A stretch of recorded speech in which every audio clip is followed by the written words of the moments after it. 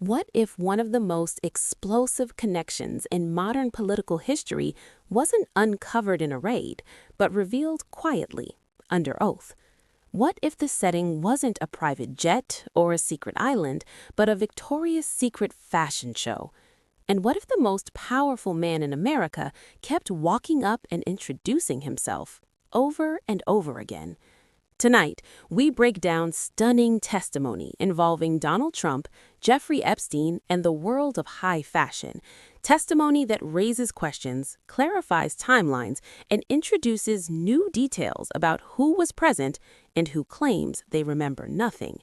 Because sometimes, what someone doesn't remember is just as important as what they do. Let's break this down. In a moment that could reshape public understanding of elite social circles in the early 2000s, sworn testimony has resurfaced detailing encounters between high-profile figures at major public events, including Victoria's Secret fashion shows.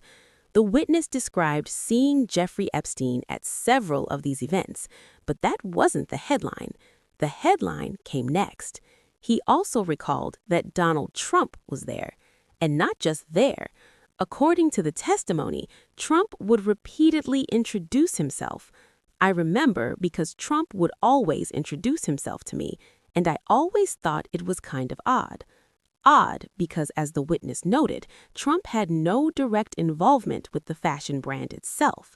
That moment, small on the surface, has become a focal point of renewed scrutiny. That changes the narrative. Before addressing the political implications, the witness clarified something else, something many people assume they already understand. When asked about visiting Epstein's island, the description was surprisingly underwhelming. There was no paradise, no luxury beachfront, no lush palm trees. Instead, it was like a pile of rocks, a Pueblo building, one room, a bathroom, crummy. No sand, no beach. This stark contrast between public myth and personal description adds another layer of complexity to a case already saturated in speculation. But then the questioning shifted, and it shifted fast. The Dr. Mark Landon line of questioning. The hearing pivoted toward a physician, Dr. Mark Landon. The witness was asked whether Dr. Landon had been paid by Epstein on his behalf to consult on biomedical investments. The answer, I just heard about that maybe in the last few days. He confirmed knowing Dr. Landon, but only through personal circumstances. Landon had delivered his children. He was his wife's obstetrician. Nothing more. When asked directly, did you introduce Dr. Landon to Epstein? No. Was Landon paid to render medical services to alleged victims? No. That line of inquiry appeared to close without explosive revelations. But what came next returned the focus to Trump. Were Trump and Epstein ever together? The key question, did you ever spend time with Epstein and Donald Trump together? The witness paused. Yes, but then clarified. He would attend Victoria's Secret fashion shows. Epstein was there. Trump was there. Were they together? Maybe, but no specific recollection of them sharing drinks, no memory of coffee, no clear image of a private conversation, just proximity. And proximity in cases like this matters. The follow-up question sharpened the focus. Did you ever see Donald Trump having a sexual relationship with someone introduced by Epstein or Ghislaine Maxwell? The answer was immediate. Nope. Was Trump ever discussed directly in detail by Epstein? Not exactly, but Epstein, according to testimony, was a serial name-dropper.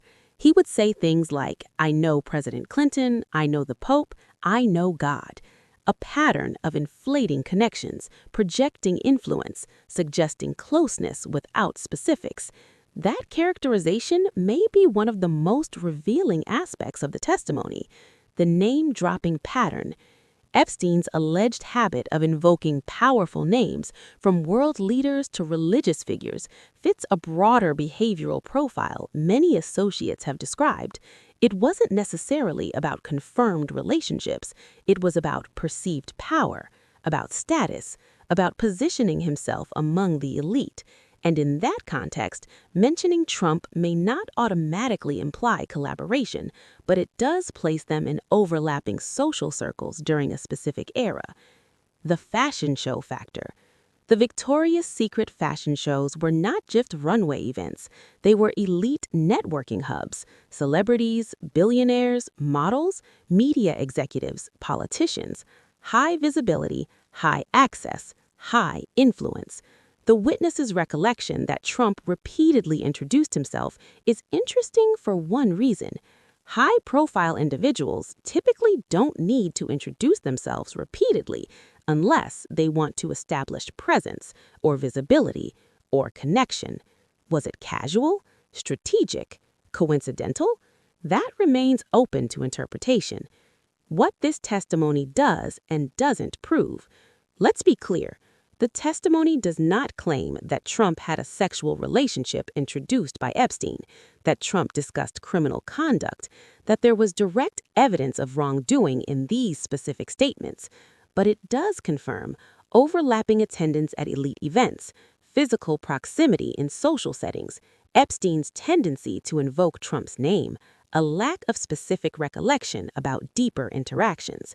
And sometimes, in high-profile investigations, what's said under oath, especially what's hedged, becomes part of the broader public record. The bigger issue isn't whether two wealthy men attended the same event. It's whether social overlap in powerful circles allowed questionable figures to gain legitimacy through association. Epstein cultivated influence through perception, through proximity, through name-dropping, and through the appearance of elite acceptance. And whether that appearance translated into deeper relationships is a matter investigators have wrestled with for years. Why this matters now? In today's political climate, historical associations are being re-examined with fresh scrutiny. Every detail, every timeline, every photograph, and testimony like this, even when it contains denials, becomes part of a much larger puzzle. Because history isn't rewritten in dramatic explosions. It's rewritten in transcripts, line by line. So what do you think? Were these encounters purely coincidental? Was Epstein exaggerating connections? Or does proximity in elite circles carry more weight than many want to admit? Drop your thoughts below. And stay with us, because in cases like this, the story is never just about who was there. It's about who remembers what and why. So to clarify, you believe he specifically dropped Donald Trump's name? No, I'm saying it could have, but I don't remember. Okay, and I know that you specifically mentioned the island, that you have been to Jeff Island. Do you recall seeing any of those persons that Jeffrey Epstein name-dropped while you were on his island? No, nobody was there but Abigail, myself, Jeffrey. Maybe is somebody cutting grass or something? There was a maintenance person, I think. I don't specifically recall. I know for sure I was there, Abigail was there, Jeffrey was there. And there wasn't anything abnormal about the appearance of the home on the island, and the reason that I ask, just to give you clarification on what I mean by abnormal. We've heard reports of people being thrown off when they walked into his home in New York because there was a massage table that was just sitting randomly in the middle of a room. Did you see anything like that when you visited any property that belonged to Jeffrey Epstein? But first, to clarify, when we visited the island, there was like a Pueblo building, like maybe a one room and a bathroom or something. It was pretty crummy, and the island was crummy. There were no trees, there was no sand, there was no beach. It was just, I was kind of shocked that anybody would buy it for any purpose. As far as seeing things, I never was in the house, I never was at his house in New York. The house in Florida, we were there after he bought it because I mentioned with a couple. Never saw a massage table or anything. Times of India videos, your daily dose of India and the world, global news, different views, and sharp analysis. Pressure of expectation from your fans, your supporters, that has often served as the backdrop for several Bollywood films. You're not a brute majority anymore if you individually take out the right eye. Making sense of global conflicts, tracking the new emerging world order, strike on Israeli military bases, a multi-prong. To stay out of harm's way as Israel started bombing targets across understanding. Changing alliances in a polarized world. Tune in to TOI videos for all this and more. Click on the bell icon to subscribe and never miss an update. He says he doesn't remember. He says nothing inappropriate happened. He says nobody important was there. But when testimony places Donald Trump and Epstein in the same room, even briefly, the details matter. Under oath, a witness was pressed repeatedly. Did Epstein name-drop Trump? Did Trump ever discuss sexual activity? Did anything look suspicious on Epstein's island? The answers were short, direct, carefully worded. And sometimes in high-profile investigations, what's said under oath, especially what's hedged, becomes part of the broader public record. The bigger issue is